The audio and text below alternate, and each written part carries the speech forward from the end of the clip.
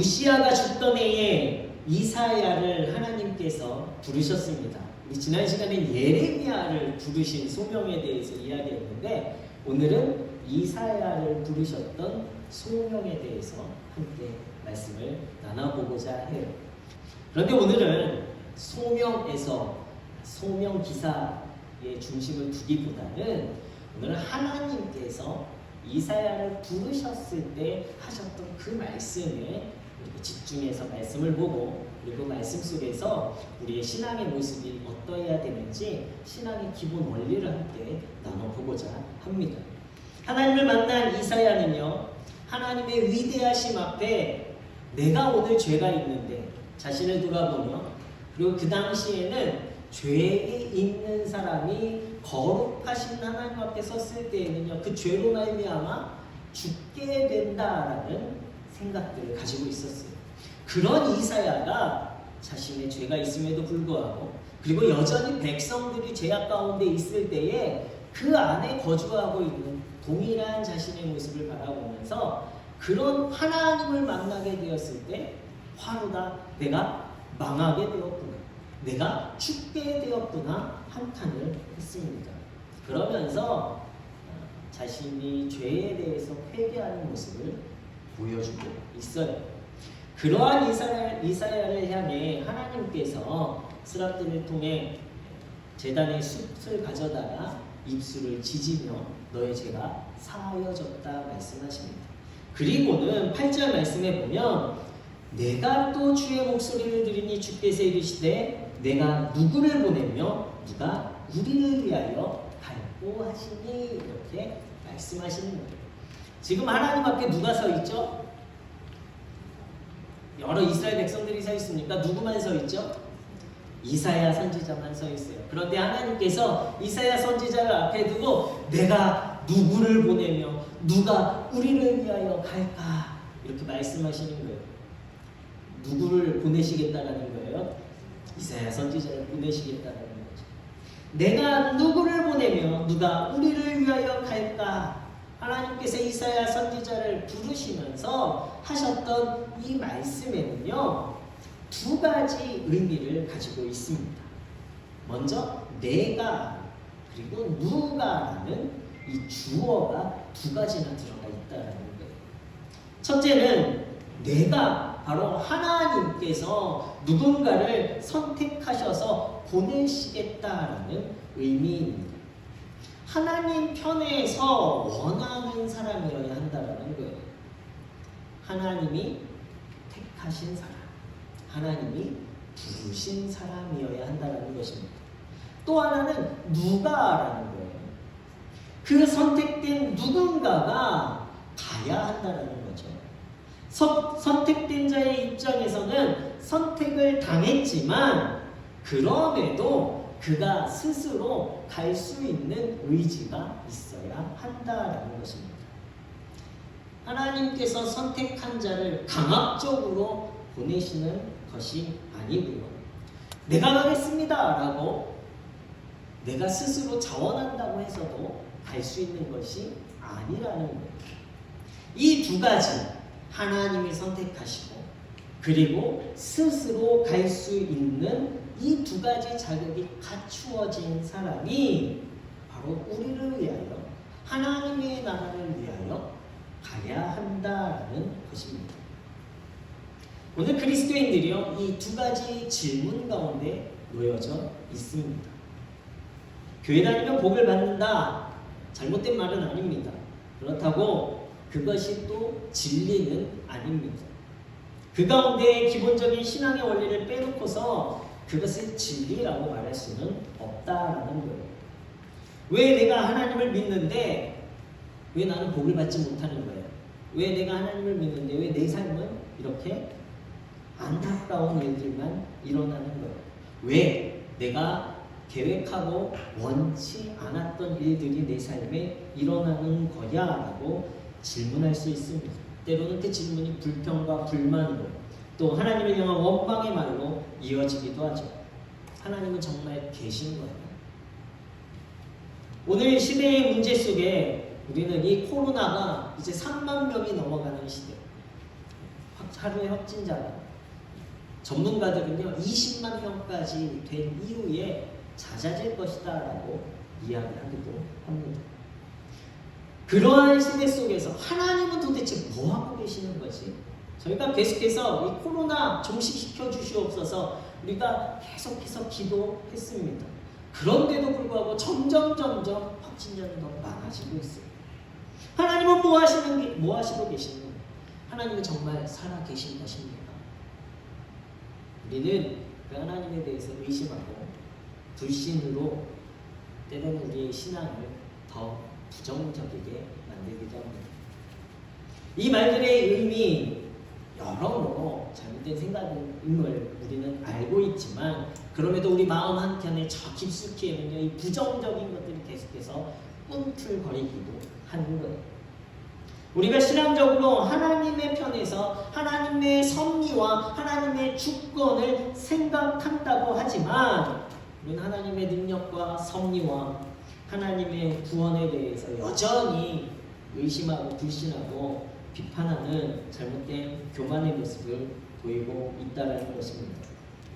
또 다른 것은 사람의 편에서 보면 하나님의 주권과 섭리, 이 계획과 말씀에 나의 주권적인 응답과 내 개입과 내 자원이라는 이 확실한 완벽한 헌신에 대한 확신이 내 안에 있는지도 우리는 사실 우리 스스로에게 물어보며 하나하나의 질문해 나아가야 한다는 거예요.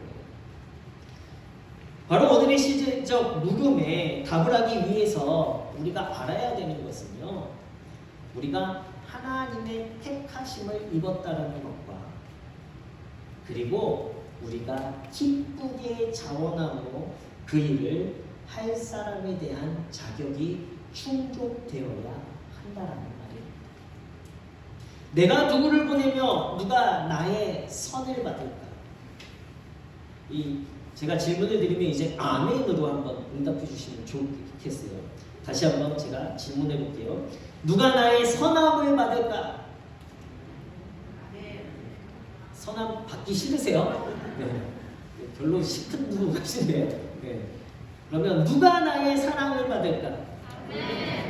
누가 나의 복을 누릴까? 누가 나의 복음을 전할까? 점점 아멘이 줄어드는 거예요. 누가 나를 위해 가서 나의 사랑을 전할까? 아멘이십니까? 누가 나를 세상 속에서 예배할까? 누가 나를 위해 생명을 내어놓을까? 정말 아멘이십니까? 예수님을 위해 생명을 내어놓으실 수 있으십니까? 오늘 저와 여러분은요, 더 이상 이것이 질문이 아니라는 것에 우리는 감사해요. 내가 누구를 보냈고, 내가 누구에게 선을 행했고, 이 하나님의 질문은요, 이미 저와 여러분이 이 복을 누린 자임을 믿어야 할 줄로 믿습니다. 우리의 착함, 우리의 선함, 우리의 자랑, 우리의 의로움, 우리의 예쁨, 우리의 외모 때문이 아니라 하나님은요 오직 하나님의 의로우심과 자비하심과 긍휼하심으로 우리를 선택하셨다는 거예요. 우리는 그로 인해 오늘 지금 여기라는 은혜를 누리며 살아가고 있게 되는 줄로 믿습니다. 요한복음 15장 16절 말씀에 이렇게 기록하고 있어요. 너희가 나를 택한 것이 아니오 내가 너희를 택하여 세웠나니 이는 너희로 가서 열매를 맺게 하고 또 너희 열매가 항상 있게 하여 내 이름으로 아버지께 무엇을 구하든지 다 받게 하려 함이라. 하나님께서 저와 여러분을 택하신 것은요, 하나님의 사랑, 하나님의 열매를 받게 하기 위해서 택하셨다는 거예요. 우리가 하나님을 택했기 때문에, 내가 오늘 교회 나오고 싶기 때문에 나온 것, 이것이 아니라는 거예요. 하나님께서 오늘 우리를 이 자리로 불러주신 줄로 믿습니다. 하나님의 주권과 하나님의 섭리와 하나님의 계획이 바로 오늘 우리를 택하신 그 부르심 앞에 시작되어지는 거예요. 우리가 알아야 되는 것은 우리가 이미 하나님의 선택, 하나님의 택하심이 먼저 있었다. 우리는 이것을 인정해야만 합니다. 뛰어난 자, 준비된 자, 의로운 자, 자격 있는 자, 그런 사람이 아니라 전능하시고 자비로우시고 스스로 먼저 계셨던 하나님의 자비하심과 의로우심에 의해서 오늘 저와 여러분이 택함을 받게 된 것입니다. 그러나 우리는요, 여기서 끝나서는 안 돼요. 아, 내가 택함 받았어. 나 은혜 누릴 거야. 나는 은혜 받은 자야. 나는 복 받은 자야. 당연히 복 받은 자야. 라고 여기기만 해서는 안 된다는 얘기예요. 우리는 두 번째 질문에 더 깊은 고민을 해야 합니다. 하나님이 택한 사람의 두 번째 자격은요, 누가 우리를 위하여 갈고, 이 질문에 답을 해야 된다는 거예요. 모든 사람에게, 여러분들 모두를 하나님께서 택하셨지만 이제 누가 하나님의 나라를 위하여 성도가 될 것이냐, 이 질문에 대해 우리는 답해야 됩니다. 우리는 아까 하나님의 택함의 아멘이라고 고백했어요. 그러나 이제 하나님의 일을 위하여 누가 이 책임과 의무와 헌신을 다할 것이냐, 여기에도 아멘, 자원함으로 아멘하는 성도들이 되셔야 할 줄로 믿습니다. 자원하는 마음으로 기꺼이 갈 사람, 하나님의 질문에 기꺼이 응답해야 할 사람이 바로 저와 여러분이 되어야 하는 거예요. 하나님의 뜻을 알거나 자원할 마음이 없는 노예나 로봇을 하나님께서 보내신다면 이 질문하실 필요도 없죠. 오두막이라는 영화가 있습니다. 저는 이것을 한 5번 봤어요. 4, 5번 보고, 지난 설 때도 우리 가족들이라면 애들은 관심도 없고요. 어른들만 이 오두막이 또 봤어요. 제가 소개해서. 이곳에 삼위일체에 대한 것들을 설명하고, 한 사람이 딸이 유괴되어서 죽게 되는 그 슬픔 속에서 하나님을 찾아가며 그 상처가 회복되어지는 영화가 이 오두막이라는 영화입니다. 근데 거기에 가장 먼저 하나님을 만나요. 엘 루시아라는 이 여인이 하나님의 역으로 나오는데, 이 여인에게 이야기를 합니다. 주인공이 물어요. 내가 이곳에 당신을 만나러 올 줄 알았습니까? 그럼 안 올 자유도 있습니까? 올 줄 알았습니까? 물었더니 당연하지. 그러면 안 올 자유는 내게 있었습니까? 또 묻습니다. 그럴 때 이 엘 루시아라는 사람이 이런 대답을 해요. 난 포로엔 관심이 없네. 라고 대답합니다. 무조건 복종, 무조건 하나님의 말씀대로 생각 없이, 의지 없이 그냥 복종하는 것에는 하나님이 관심이 없으시다.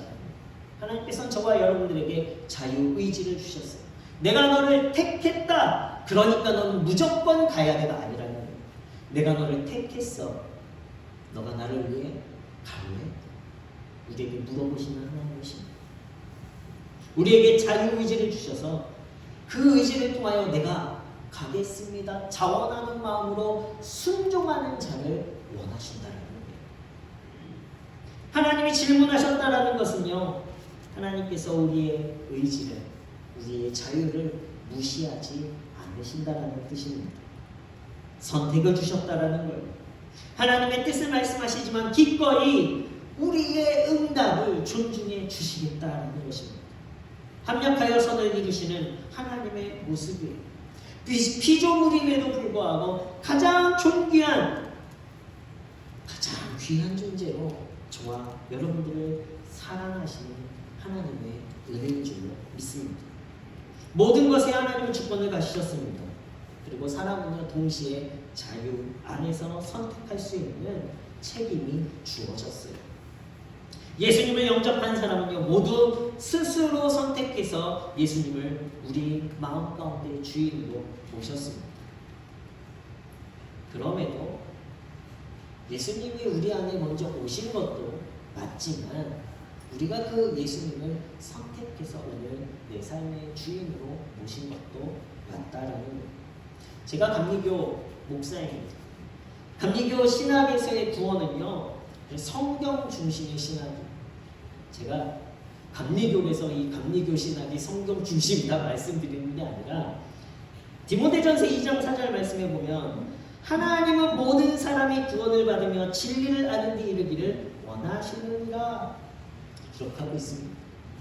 하나님의 주권만을 주장하는 극단적인 칼빈주의나 또 자유의지만을 강조하는 아르미우니우스 주의자들은요, 어느 하나, 그러니까 극단적으로 가는 것이 잘못되어 있는 거죠. 오늘날에는 하나님만 주장하면요, 하나님의 은혜, 하나님의 구원만을 주장하면 구원파가 될 수가 있어요. 인간만 주장하면 다른 종교들의 선행, 참선, 도에 이르는, 그리하여 구원에 이를 수 있는 것을 나아가는. 그러나 웨슬리 목사님의 성경 해석을 통해 감리교의 구원론이 성경적이라는 것은 바로 하나님의 주권, 예수 그리스도의 십자가의 영향력이 모든 사람에게 열려져 있다라는 것과 동시에 그 열려져 있는 모든 사람들이 자신의 의지를 가지고 이 구원에 응답해야 할 책임이 있다라는 것. 누구든지 예수를 믿으면 영생을 얻는다라는 진리, 그러나 예수를 믿는 자만이 얻게 되어지는 특권, 이것이 바로 구원입니다. 하나님만이 홀로 하나님의 역사를 강압적으로 이끌어오신 것이 아니라 지금까지 2000년이 넘는 예수 그리스도의 복음의 시대 가운데 하나님은요, 기꺼이 인간의 헌신을 받으셨고요, 자원하여 하나님 앞에 순종하는 자들을 통해 하나님의 역사를 이루어 오셨습니다. 인류권의 역사를 하나님께서 혼자가 아니라 믿는 성도들과 함께 하셨다라는 거예요.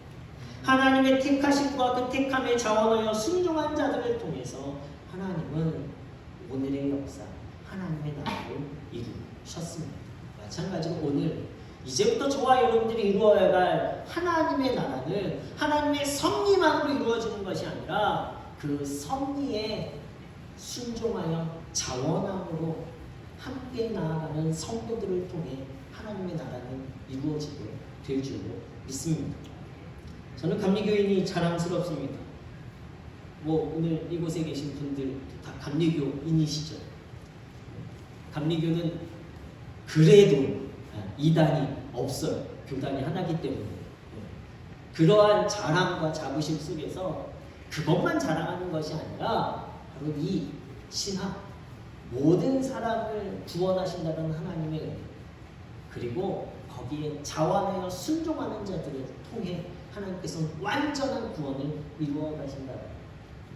제가 공부하면서요, 수련목회자 시험 공부하면서 이것은 그냥 신학 공부가 성적을 위한 공부였습니다. 감리교 신학 웨슬리 목사님의 설교집을 보고 우리 장로님들도 그걸 보셨고 또 우리 김태용 장로님 이제 그 시험을 또 보실 거예요. 그걸 보면서 구원이라는 것이 제 삶에 실제로 다가오지 않더라고요. 머리로는 이해하지만. 그런데 제가 목회자로서 다시 사명을 얻게 된 계기에 바로 이 구원을 완벽하게 깨닫게 되었습니다. 베드로가 물 위를 걷는 예수님을 보고 자신도 물 위를 걷겠다고 하죠. 그러나 몇 발자국 물을 걷지 못하고 그냥 물에 빠지고 맙니다. 그 풍랑을 보며 물에 빠지죠. 그때 허우적대는 이 베드로를 향해서 예수님이 다가오셔서 어떻게 하시죠? 몇 번이라고 말씀드렸죠. 제가 몇 번 말씀드렸어요. 어떻게 하시죠? 예수님이 손을 내미십니다. 베드로여서 내미셨을까요? 사랑받는 베드로여서 내밀었습니까? 물에 빠져 허우적대는 누구를 보더라도 예수님은요, 손을 내미셨어요. 그러면 이제 어떻게 해야 됩니까? 그 손을 잡아야 돼요. 성경에 예수님께서 그냥 베드로의 잡히는 머리를 잡으셨든지 손을 잡으셨든지 그냥 이끌어 주셨으면 이 감리교 신학을 제가 말하지 않았을 거예요. 그런데 예수님은 그렇게 하지 않으셨어요. 어떻게 하셨습니까? 손을 내리셨어요. 잡아서 끌어올리실 수도 있는 능력이 충분하시지만 손만 내리셨어요. 이제는 우리가 어떻게 합니까? 그 손을 잡아야 됩니다. 이것이 저와 여러분들에게 주신 자유의지. 이제 우리에게 선택해야 돼. 내가 예수님을 잡을 것이냐 잡지 않을 것이냐. 이것이 완벽한 구원의 이름은 길이 되어집니다. 모든 인류를 향해 예수님은 손을 내밀어 구원하기로 작정하셨습니다. 그 손을 붙잡는 자의 응답이 바로 구원을 이루어내는 구원은 이루어졌습니다. 그러나 여전히 내가 물에 빠져 허우적대고 있다면 내가 손을 붙잡지 못하고 있는 거예요. 여전히 내 삶 가운데 어려움이 있고, 여전히 내 삶 가운데 미움이 있고, 여전히 내 삶 가운데 불만과 불평이 있다면 우리는요, 내가 이제 예수님의 손을 붙잡는 선택을 해야 될 때입니다. 하나님의 아들이신 예수님이 하늘로부터 이 땅에 오실 때 하나님의 뜻을 가지고 스스로 자신을 낮추시고 종의 형체를 가지심으로 낮아지셨습니다. 그런데 그것으로 끝이 아니에요. 하나님은 다시 온 인류를 구원하시기 위한 완벽한 제사가 필요하셨어요. 순결한 어린 양의 피가 필요했습니다. 흠없는 제물이 필요했어요. 그래서 당신의 아들의 피로 모든 인류의 죄를 대속하기로 택하셨습니다. 하나님이 택하셨어요. 그리고 예수님에게 누가 우리를 위하여 갈래라고 물어보십니다. 예수님은 기꺼이 그 택하심에 순종하셨습니다. 십자가 위에서 당신의 피를 다 쏟아 주시는 거예요. 인류가 누리는 대속과 영원한 생명은 하나님의 계획이라는 택하심과 또 예수 그리스도의 순종이라는 자원하심을 통해서 인류가 완벽하게 누리는 선물이 되어졌습니다. 하나님의 택하심과 예수 그리스도의 자원하심으로 오늘 저와 여러분들이 구원이라는 완벽한 선물, 영생이라는 완벽한 선물을 누리게 된 줄로 믿습니다. 이제는요, 우리가 세상에 나아가서 이제 선포해야 돼요. 누가 나를 위하여 갈고? 하나님은 오늘 저와 여러분들에게 물어보십니다. 하나님의 약속을 선포하는 자들이 되시길 예수 그리스도로 축원합니다. 하나님의 택하심에 감사하고 이제 자원함으로 하나님이 부르시는 것, 하나님이 보내시는 곳에 기쁨으로 나아가서 우리가 하나님의 나라를 완벽하게 이루어가는 성도들이 되셔야 할 줄로 믿습니다.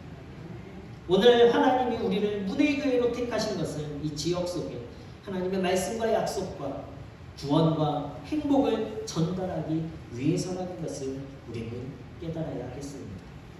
우리의 자원함이 필요해요. 교회 봉사도 마찬가지예요. 자원함을 해야 돼요. 오늘도 우리 예배 전에 성도님들하고 막 얘기 나누는데 우리 교회 봉사할 사람이 그렇게 없어요. 이렇게 이런 이야기들이 나왔어요. 근데 제가 그걸 시킬 만한 능력이 없어서 그래요. 근데 저는요, 교회 봉사는요, 누가 시켜서 하는 것이 아니라 하나님은 누구나 하기를 원하십니다. 내가 자격이 없어서, 능력이 없어서, 여건이 안 되고 상황이 안 돼서가 아니라 하나님은요, 모든 성도들이 그 일을 하기를 원하시는, 그리고 그 일을 원하실 때에 하나님께서는요, 자원하는 성도를 통해 하나님의 일을 하길 원하신다. 우리 교회의 많은 일들, 지금 코로나 때문에 저희가 많은 것을 할 수는 없지만, 그러나 우리가 눈을 들어 찾아보면요, 교회에 해야 할 일들이 참 많이 있습니다. 전도도 있고요, 봉사 섬김도 있고, 선교도 있고요, 많은 일들이 있어요. 시간이 없어도, 물질이 없어도, 내 힘과 능력이 없어도 할 수 있는 일들은 많이 있습니다. 하나님께서는 그 일을 우리 모두에게 열어주셨어요. 나를 택해 주셨어요. 이제는 자원하는 그 한 영혼을 하나님이 필요로 하십니다. 성도님들이 모두 자원함으로 교회를 위해, 하나님의 나라를 위해, 택하심과 자원함에 하나님의 역사를 이루어 가시는 성도들이 되시길 예수 그리스도 이름으로 축원합니다. 오늘 우리 삶 속에 하나님의 역사를 위해서 우리의 태도는 달라져야 돼. 하나님의 섭리, 하나님의 은혜만을 하나님께서만 해주시옵소서 기대하는 것이 아니라 내가 그 은혜를 누리기 위해 나는 더 열심으로 힘써 응답하는 성도가 되어야겠습니다. 하나님의 주권과 섭리에 대한 인정과 함께 하나님을 향한 우리의 응답이라는 두 날개가 함께 펴져야 우리는요 성도로서 이 세상에서 훨훨 날 수 있는 거예요. 진정한 자유, 진정한 구원을 누릴 수 있는 거예요. 성령 충만함과 은사가 내게 충만하다면 이제는요 우리는 우리의 인격의 변화도 함께 일어나야 됩니다. 하나님에 대한 간구가 우리 가운데 충만해졌다면 이제는요 함께 기다릴 줄 아는 인내의 헌신도 필요한 거예요.